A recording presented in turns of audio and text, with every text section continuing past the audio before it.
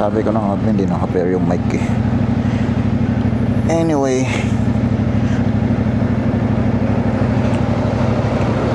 quick vlog lang tayo today. Papunta tayo ng Pandi, Bulacan dahil nakita ko kasi na naka-close out sale si OM Moto Gears. So sana makita yung mga AGV helmets nila. Malaki yung sale nila ngayon. Kaya bisitahin lang natin. Tingnan natin kung ano mga tinda nila, ano mga naka-sale.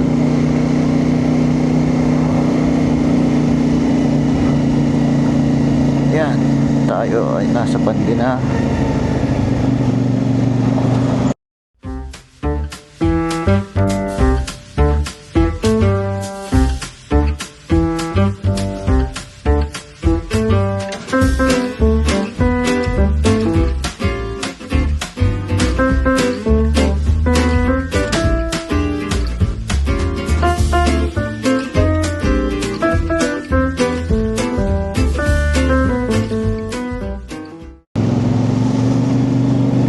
Malapit na tayo. Yun, iniisip ko kung may bibilin ba ako doon o wala. Actually wala naman akong pambili. Baka mamaya mapabili tayo bigla ng help. Patay tayo dyan. Okay, ito na tayo.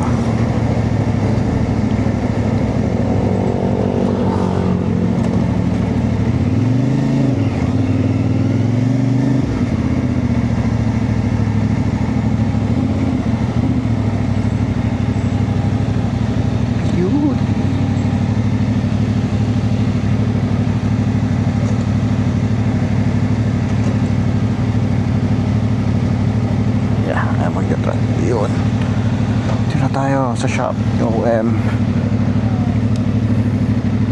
Tara, pasok tayo.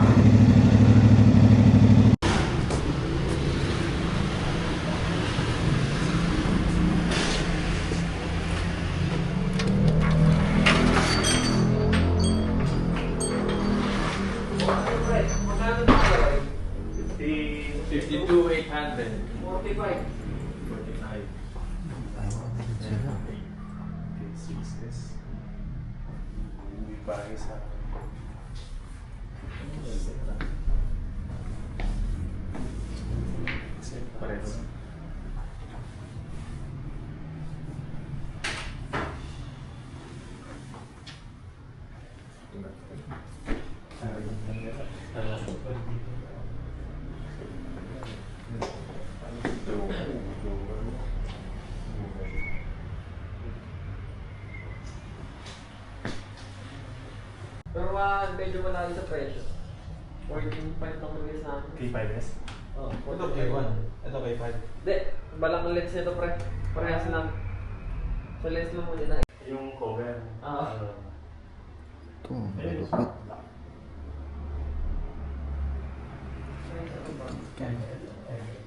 Medium to large. Actually, medium lang yun eh. Pinagulo lang ng AGV. Tama ba yung isa? Ito large. Ito, 5.8. Ito large pa. Medium. Medyo maluwag ng bahagya yan per date sa mga ito.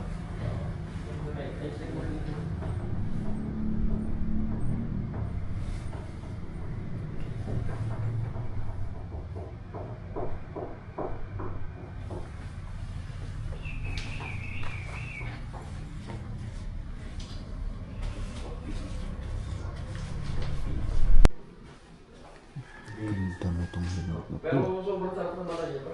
Ducati. Silaw-silaw. Pag sobrang init, di ba? Minsan pinapawisan yung mukha mo sa loob.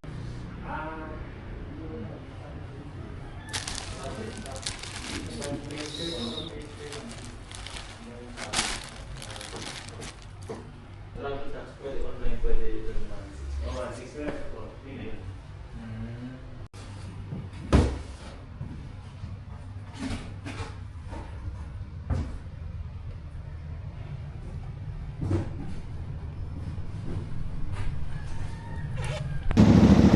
Ayun guys, so hindi ko na masyado na video. Naya ako wala naman tayong pambili. Pero yung K1S nila, yung mono na white, ay tanong ko nasa 11.9 I think. Tapos yung K3 is 13.5. Hindi ko na tinanong yung iba ano tayong pambili. Pero kung naghahanap kayo ng AGV helmets, puntahan nyo lang yan dito sa RDR Fuel Station, Pande, Bulacan. Ito sa OM Moto Gear.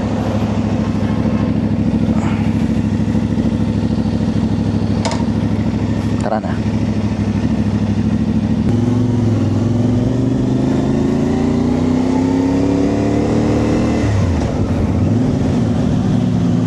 So yun, nakakwentuhan ko rin yung may-ari kanila, Sir Ogie. Hindi ko lang na video kasi nahihiya ako eh. Pero nasabi niya yung mga sobrang na-sale daw na helmet na nabili na raw lahat. Sobrang bilis, kakapos lang daw nabili ka agad.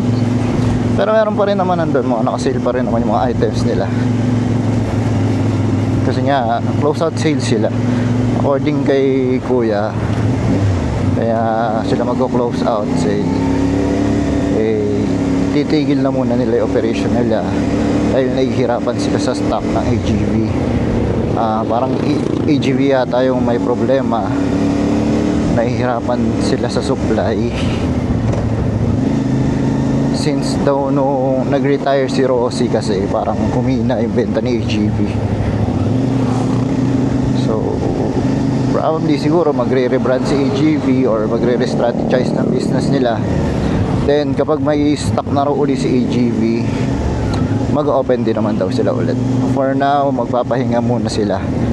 So open sila doon hanggang sa maubos yung mga items nila.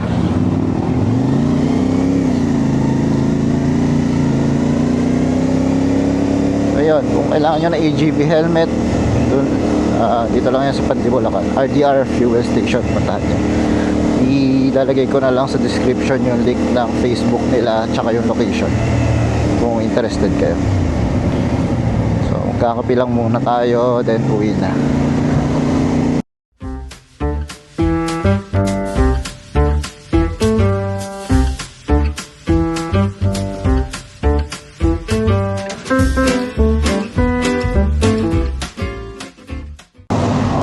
Kape muna tayo.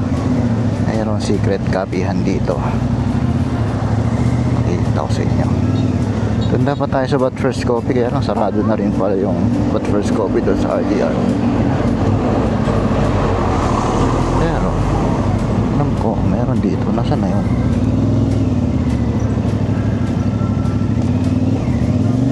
Saan na nga ba yun? Isang beses ko palang napupuntahan yun eh. Yun. Okay, dito.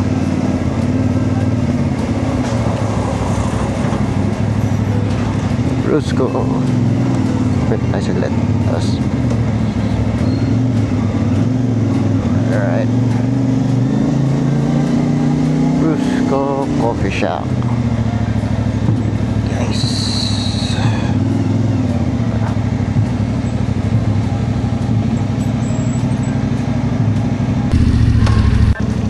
Lang, nalipat tayo ng pwesto dahil motor daw tayo. Ang 4 wheels lang daw to. Sige, dito tayo kahit malaki tayo.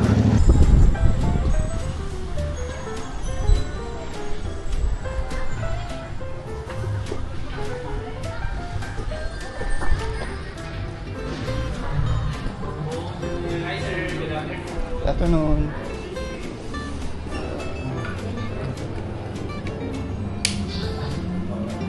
Coffee lang ako. Isang iced latte. 16 ounce. Latte original ako. Yes.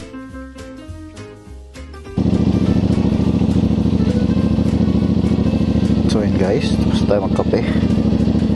Uwi na tayo. Dito ka na rin tatapusin ang ating vlog. Bye guys. Few inches later. Traffic. Very good. Boy. Tayo dyan. Traffic na po sa Santa Maria, Bulacan. umiikot. Nakitin ako eh. Ikot tayo.